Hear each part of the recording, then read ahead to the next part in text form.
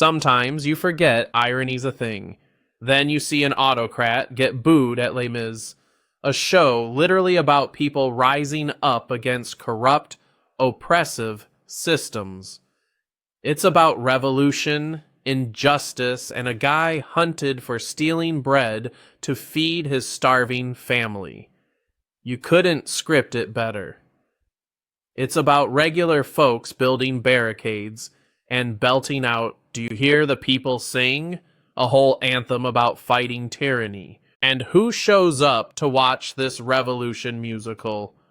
The guy who spent months tearing down democracy, using the military on his own people, and putting himself in charge of culture stuff. Trump at Les Mis is like Elon Musk front row at Robin Hood, the musical. You can't make this up. The lack of self-awareness is wild, but that's not the only reason Trump got booed. People weren't just reacting to him being out of place, they were reacting to what he did to the Kennedy Center. This was his victory lap at a place he's gutted and reshaped to suit his ego. It's classic authoritarian playbook stuff. Back in February, he shocked the arts world by firing the Kennedy Center's longtime director and board, and then stacked it with his own loyalists. Loyalists, who immediately named him chairman. Just like that, one of America's top cultural institutions turned into a vanity project for a guy who thinks slapping Gilded Age gold on everything is peak class. He fired Deborah Ruhr, who led the Kennedy Center for over a decade, and purged board members picked by Biden. And who'd he bring in? Fox News regulars Maria Bartiromo and Laura Ingraham, former AG Pam Bondi, and White House insiders. It's less arts board, more MAGA clubhouse. Chief of Staff Susie Wiles, and even his daughter-in-law, Usha Vance. I mean, I guess it's nice they got to crawl out of Trump's shadow long enough to catch a show. And of course, Trump crowned himself chairman of the board. Just think about that. While he should be, running the country, he's busy grabbing control of a performing arts center so he can decide what gets staged. It's not leadership. It's ego theater, starring him. So what was Trump's grand vision for this takeover? No more drag shows or anti-American propaganda, only the best, he posted. Because in Trump's America, anything outside his narrow worldview is suddenly propaganda, which makes tonight even more satisfying. Honestly, if Trump threw on some drag, maybe he'd finally get the kind of love these performers do. And let's not forget the impact of his Kennedy Center reign. Ticket sales? Not exactly booming. Turns out ego doesn't sell seats. Subscription packages have tanked. Big name touring shows like Hamilton have pulled out entirely. In fact, Hamilton canceled a performance meant to be part of the Kennedy Center's big 250th celebration of the Declaration of Independence. Honestly, if Trump threw on some drag, maybe he'd finally get the kind of love these performers do. And let's not forget the impact of his Kennedy Center reign, ticket sales. Not exactly booming. Turns out ego doesn't sell seats. Subscription packages have tanked. Big name touring shows, like Hamilton, have pulled out entirely. In fact, Hamilton canceled a performance meant to be part of the Kennedy Center's big 250th celebration of the Declaration of Independence. Think about that. A show about the Founding Fathers bailed on a tribute to the Founding Fathers because of Trump.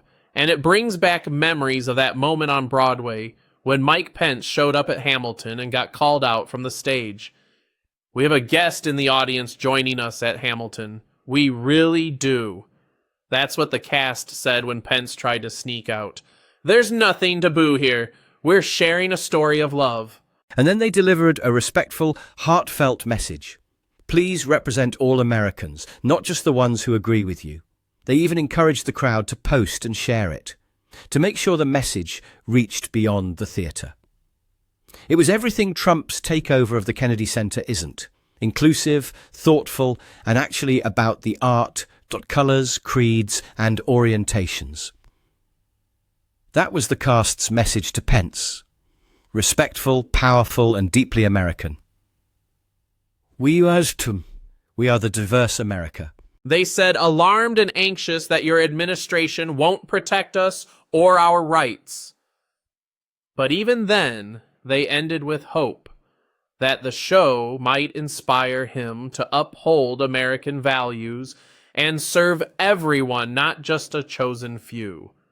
It was a moment of grace, unity, and courage, something sorely missing from the Trump-era Kennedy Center, now more echo chamber than cultural beacon. Make the whole night about him. That's what this Kennedy Center takeover really shows.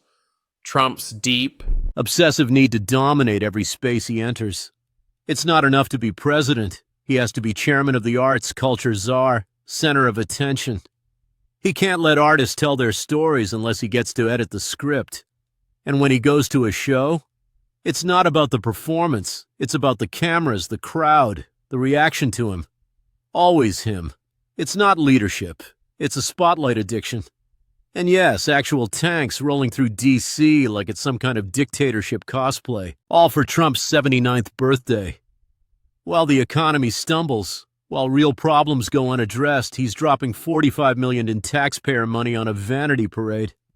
Over 6,600 troops, 150-plus vehicles, 50 helicopters, all to make him feel powerful. It's not about patriotism, it's about ego. Because Trump can't just have a birthday, he needs a military spectacle to remind everyone who he thinks he is. Trump's 45th parade, framed as the Army's 250th. But it's really just his taxpayer-funded birthday party. If the date were different, there'd be no tanks, no parachutes, no golden flag moment. And the boos at Les Mis, they matter. That's what resistance looks like in 2025.